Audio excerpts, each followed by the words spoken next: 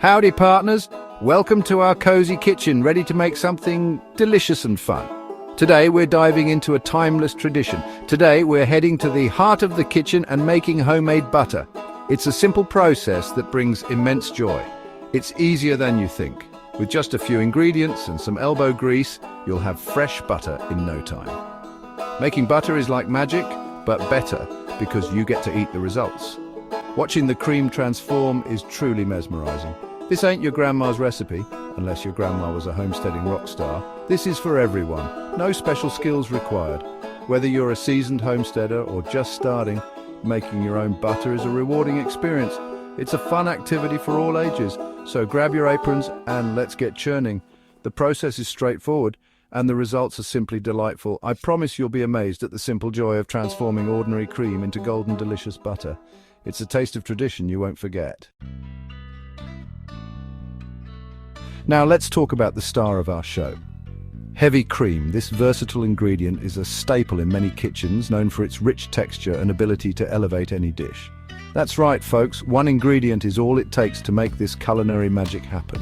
Whether you're whipping it up for desserts or using it to create creamy sauces, heavy cream is indispensable.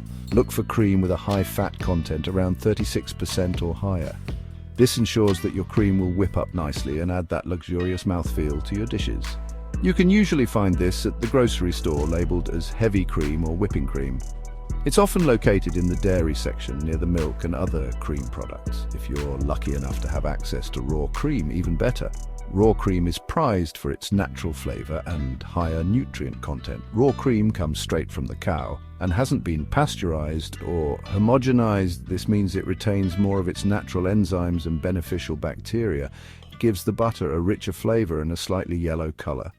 This is due to the higher levels of beta-carotene found in the cream, but store-bought works just fine too. Just make sure to check the label for the fat content and any added ingredients. Happy cooking! Now comes the fun part. We're about to turn simple cream into delicious homemade butter. Pour your cream into a stand mixer, hand mixer, or even a food processor. Any of these tools will work perfectly for this task. If you're feeling adventurous, a good old mason jar works too. Just be prepared for a bit of a workout. Now turn on the power and let it spin. The magic is about to begin. As you whip the cream, you'll notice it transforming before your very eyes. It's a fascinating process. First, it'll thicken into fluffy whipped cream. Keep going, you're on the right track.